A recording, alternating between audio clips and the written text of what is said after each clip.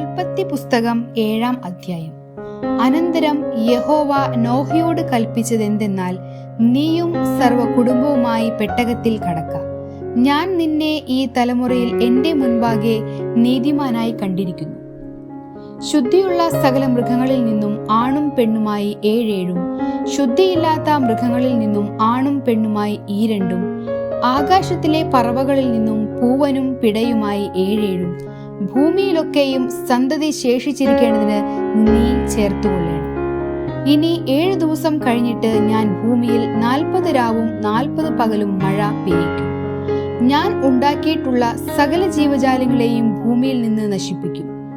യഹോവ തന്നോട് കൽപ്പിച്ച പ്രകാരമൊക്കെയും നോഹ ചെയ്തു. ഭൂമിയിൽ ജലപ്രളയം ഉണ്ടായപ്പോൾ നോഹയ്ക്ക് 600 വയസ്സായിരുന്നു.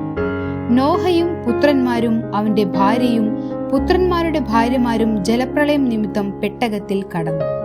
ശുദ്ധിയുള്ള മൃഗങ്ങളിൽ നിന്നും ശുദ്ധിയില്ലാത്ത മൃഗങ്ങളിൽ നിന്നും പറവകളിൽ നിന്നും ഭൂമിയിലുള്ള ഇഴജാതിയിൽ നിന്നൊക്കെയും ദൈവം നോഹയോട് കൽപ്പിച്ച പ്രകാരം 2 ആണും പെണ്ണുമായി നോഹയുടെ അടുക്കൽ വന്നു പെട്ടകത്തിൽ കടന്നു. 7 ദിവസം കഴിഞ്ഞ ശേഷം ഭൂമിയിൽ ജലപ്രളയം തുടങ്ങി. നോഹയുടെ ആയുസിന്റെ 600-ാം സംവത്സരത്തിൽ 2-ാം മാസം 17-ാം തീയതി അന്നു തന്നെ ആഴിയുടെ ഉറവുകളൊക്കെയും പിളർന്നു. ആകാശത്തിന്റെ കിളിവാതിലുകളും തുറന്നു. 40 രാവും 40 പകലും ഭൂമിയിൽ മഴ പെയ്തു. അന്നു തന്നെ നോഹയും നോഹയുടെ പുത്രന്മാരുമായ ശേമും ഹാമും യാഫെത്തും നോഹയുടെ ഭാര്യയും അവന്റെ പുത്രന്മാരുടെ 3 ഭാര്യമാരും പെട്ടകത്തിൽ കടന്നു. അവരും അതതുതരം കാട്ടുമൃഗങ്ങളും അതതുതരം കന്നുകാലികളും നിലത്ത് ഇഴയുന്ന അതതുതരം ഇഴജാതിയും അതതുതരം പറവകളും അതതുതരം പക്ഷികളും തന്നെ.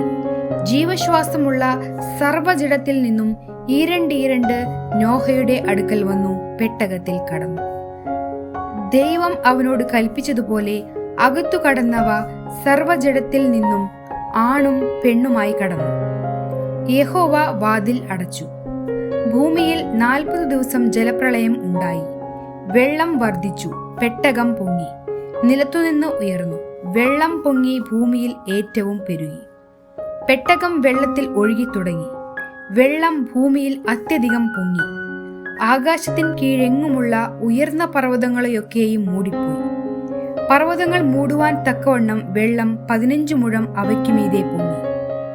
പറവകളും കന്നുകാലികളും കാട്ടുമൃഗങ്ങളും നിലത്തിഴയുന്ന എല്ലാ ഇഴജാതിയുമായി ഭൂചര ജഡമൊക്കെയും സകല മനുഷ്യരും ചത്തുപോയി.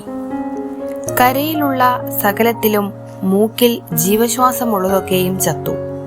ഭൂമിയിൽ മനുഷ്യനും മൃഗങ്ങളും ഇഴജാതിയും ആകാശത്തിലെ പറവകളുമായി ഭൂമിയിൽ ഉണ്ടായിരുന്ന സകല ജീവജാലങ്ങളും നശിച്ചുപോയി. അവ ഭൂമിയിൽ നിന്ന് നശിച്ചുപോയി. യഹോവയും അവനോടുകൂടെ പെട്ടകത്തിൽ ഉണ്ടായിരുന്നവരും മാത്രം ശേഷിച്ചു.